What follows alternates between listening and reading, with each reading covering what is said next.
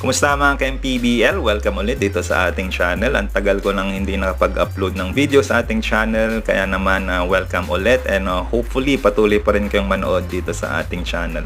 And playoffs na pala ng MPBL, and mag-upload ako ng video to update you kung ano na yung nangyayari dito sa MPBL playoffs. So check out lang natin kung ano yung kasalukuyang bracket dito sa playoffs dito sa North Division ng MPBL. So dito sa North Division, dalawa na yung pasok sa division semifinals. Ito yung San Juan Knights and the Caloocan Batang Kangkalu.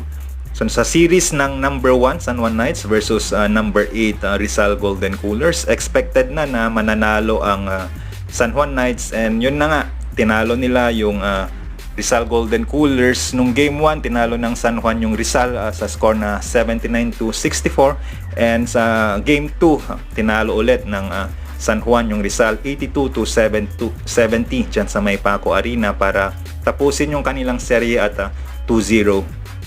Tulad nga ng nabanggit ko ay expected na ito na mananalo yung San Juan, kasi nga looking at their standings, number 1 itong San Juan and number 8 itong Rizal Golden Coolers. On paper talaga, ang layo ng diferensya in terms of talent level, and true enough nga, tinambakan lang nung San Juan itong Rizal Golden Coolers both in game 1 and game 2. Ang dami kasi talagang talented na players dito sa San Juan Knights. Meron kang dependable na point guard, sina Orlan Wamar na shooter din, and madami din silang mga shooters like si EC Soberano. And yung mga guards din nila na athletic, meron kang Adrian Miranda, si Nico Panganiban, and yung mga big man din na very versatile na kayang tumira din sa labas. Meron kang sina Raynel Hugnatan na veterano na ang daming kayang impart na leadership din sa team. And of course, ang nagbabalik na si Dexter Maiquez and si Michael Kalisaan na sobrang masipag. So very expected talaga na mananalo itong San Juan Knights, and itong ang San Juan yung isa sa mga tinitignan na dediretso all the way to the North Division Finals kontra sa Pampanga Giant Lanterns. And sa another series naman between number 4 na Manila SB Batang Sampaloc and number 5 na Caloocan Batang Kangkalu. Ito naman yung series na expected na bakbakan talaga, kasi very close lang or evenly match lang naman ang number 4 and number 5, and true enough, naging bakbakan nga itong serye na ito. Although yung expected na mananalo is yung Manila SB Batang Sampaloc SGA, kasi nga on paper sobrang lakas nung kanilang lineup. Meron silang Greg Slaughter na 7-footer na ina-expect na mag-dominate dito sa MPBL gawa nga nung kanyang height. And of course, meron din silang ang dami nilang mga ex-PBA players. Meron kang Carl Brian Cruz, si Rabi Al-Husseini na ex-PBA player din na big man.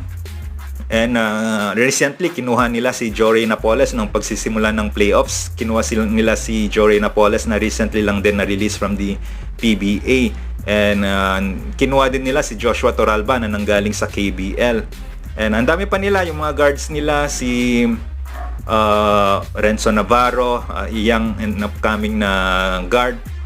And si Tolomia, ex-PBA player din na guard. So on paper talaga sobrang lakas ng Manila, and in fact itong Manila yung isa sa mga ina-expect na aabot hanggang sa North Division Finals na lalaban sa either sa San Juan or sa Pampanga Giant Lanterns. Pero yung nangyari naman dito, na-upset sila ng Caloocan Batang Kangkalu. Nung game 1 nila, tinalo ng Caloocan yung Manila 79-78. So 1 point lang yung lamang nung Caloocan Batang Kangkalu sa game 1 dun sa Philoil Eco Oil Center. Sa game 2, home court advantage na ng Manila Batang Sampaloc sa game 2. Ginanap ito sa Paco Arena. Kaya naman ang laki ng advantage ng nung tsansa ng Manila na itabla yung series na ito, kasi sa home court na nila gagawin. Pero unfortunately sa game 2, hindi nakapaglaro si Greg Slaughter for the Manila Batang Sampaloc, kasi nga na-suspend si Greg Slaughter. Kasi kung maalala ninyo, during the game 1 between Caloocan and Manila, na nag-commit ng dalawang unsportsmanlike foul si Greg Slaughter, kaya naman suspended siya for game 2. And sa Caloocan naman, suspended din si Ronnie Matias kasi nga meron din siyang dalawang unsportsmanlike foul. Although wala si Greg Slaughter nung Game 2, home court pa rin ng Manila, kaya nasa Manila pa rin yung advantage, and given their talent, nasa expected na sila yung mananalo nung Game 2. And in fact, nung last 1.5 minute nung fourth quarter ng laban, lamang pa sila nung mga 6 points. Pero nag 7-2 nating run, if I'm not mistaken, nag 7-2 nating run yung Caloocan Batang Kangkalu, cap by game winner by ni Marion Magat. And very surprising din yung game na 'yon. Kung napanood din yung laro na 'yon, nakapagtataka lang na during nung last 1 minute na yung mga crucial possessions na 'yon, hirap na hirap makatawid yung yung Manila Batang Sampaloc nung last 1 minute.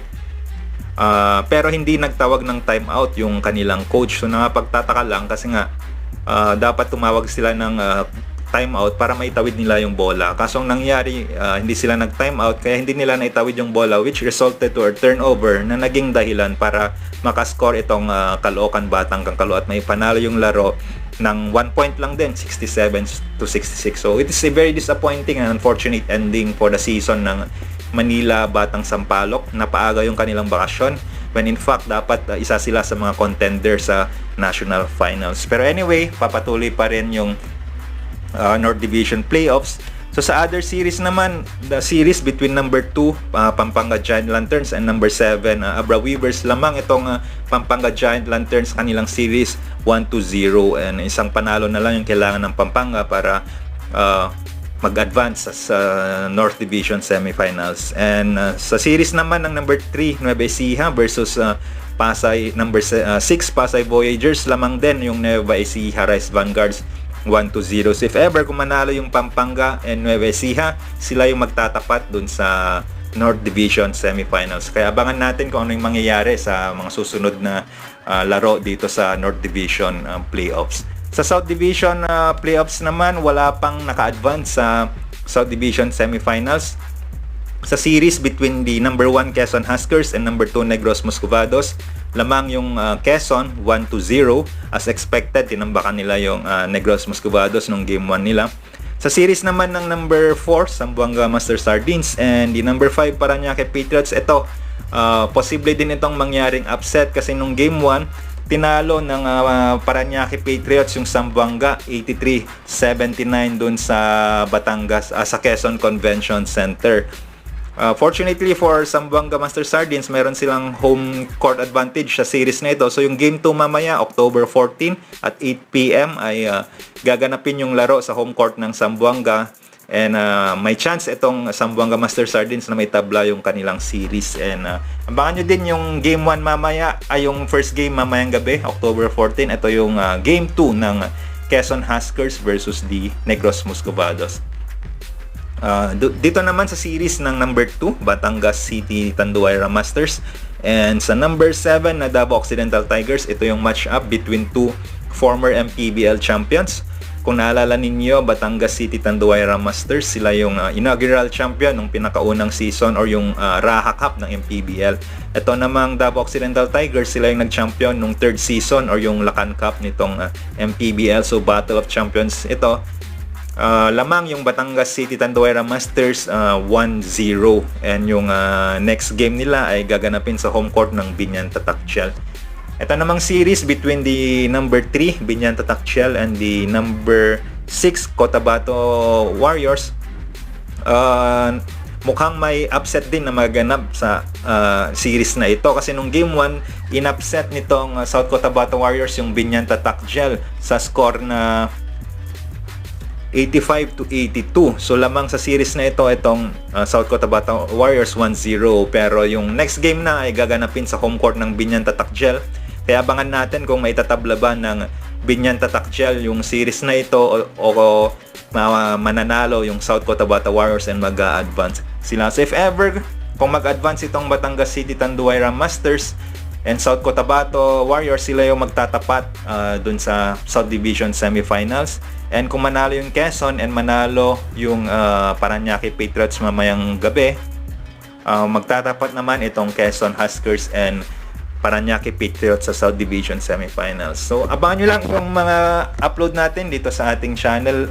I-update ko kayo kung ano pang mangyayari sa mga susunod na mga laban. So kung di po kayo nakasubscribe dito sa ating channel, hit nyo lang yung subscribe button para updated kayo lagi every time na meron kaming bagong i-upload. Maraming salamat.